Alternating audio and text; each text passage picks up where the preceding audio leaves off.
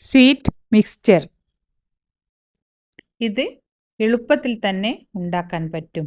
ഇതിനായി അവില്, ഞാൻ കുറച്ചൊരു ബ്രൗൺ ടൈപ്പ് അവിലെടുത്തത്, കറിവേപ്പില, അണ്ടിപ്പരിപ്പ്, മുന്തിരി, കടല, കുറച്ച് മലര്, പിന്നെ 2 വലിയ ഉരുളക്കിഴങ്ങ്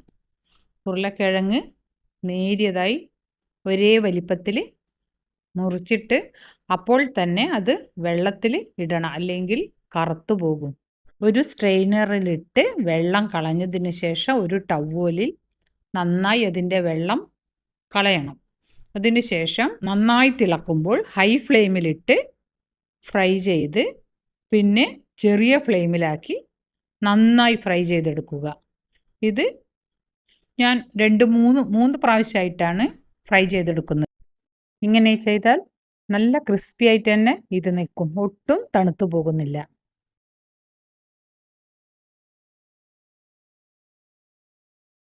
ഇത് കുറേ ദിവസം വെച്ചാലും അതിൻ്റെ ക്രിസ്പിനെസ് പോകുന്നൊന്നുമില്ല. അതിനുശേഷം അതേ വെളിച്ചെണ്ണയിൽ തന്നെ ഞാൻ അവിലൊക്കെ പെട്ടെന്ന് തന്നെ ഫ്രൈ ചെയ്തെടുക്കാം.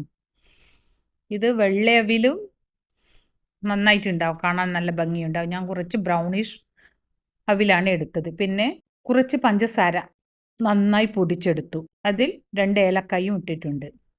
അവിലിന് ശേഷം മലരിട്ട് ഒന്ന് ഫ്രൈ ചെയ്തു. അതേ വെളിച്ചെണ്ണയിൽ തന്നെ കുറച്ച് കാഷ്യും മുന്തിരിയും ഇട്ട് ഒന്ന് ചെറുതായി ഫ്രൈ ചെയ്തെടുത്തു. ഇതെല്ലാം പെട്ടെന്ന് തന്നെ ചെയ്യാൻ പറ്റും. പിന്നീട് കടല, ഞാൻ പച്ചക്കടലയാണ് എടുത്തിട്ടുള്ളത്. അതുകൊണ്ട് അത് കുറച്ച് സമയം അത് പൊട്ടുന്നത് വരെ ഫ്രൈ ചെയ്തെടുക്കണം. അതിലേക്ക് കരിവേപ്പിലയും കുറച്ച് ഡ്രൈ കരിവേപ്പിലയാണ് ഇട്ടത്. അതുകൊണ്ടാണ് കടല ആയതിനു ശേഷം കറിവേപ്പില ഇട്ടത്. ഇനി എല്ലാം ഒരുമിച്ച് ഇടാം.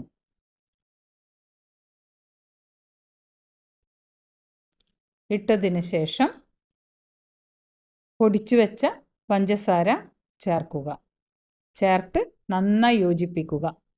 അത് നിങ്ങൾക്ക് മധുരത്തിനനുസരിച്ച് ഇട്ടാൽ മതി. എനിക്കത് ഫുൾ ഇടേണ്ടി വന്നിട്ടുണ്ട്. കടലയും ഒക്കെ ഇട്ട് നന്നായി ഇളക്കി യോജിപ്പിക്കുക. ഇത് തണിഞ്ഞാൽ നല്ലൊരു എയർ കണ്ടെയ്നറിൽ ഇട്ട് അടച്ചു വെച്ച് ഫ്രിഡ്ജിൽ സൂക്ഷിക്കാം. ഫ്രിഡ്ജിൽ സൂക്ഷിച്ചാൽ 1 മാസം 1.5 മാസമൊക്കെ അങ്ങനെ ആ ക്രിസ്പിനെസ് ഉണ്ടാവും. ഇതിലേക്ക് ഞാൻ ഒരു 1/4 ടീസ്പൂൺ ഉപ്പ് കൂടി ചേർക്കുന്നുണ്ട്. അതാവുമ്പോൾ മധുരത്തിന് ഒരു ബാലൻസ് ഉണ്ടാവും. നല്ല ടേസ്റ്റാണ്, എളുപ്പത്തിലുണ്ടാക്കാനും പറ്റും. ഇത് മധുരം വേണ്ടെങ്കിൽ ഇതിൽ തന്നെ കുറച്ച് മുളക് പൊടിയും ഉപ്പുമിട്ട് കുടഞ്ഞെടുത്ത് ഇതേപോലെ തന്നെ സൂക്ഷിച്ചു വെക്കാം. നല്ല ടേസ്റ്റാണ്.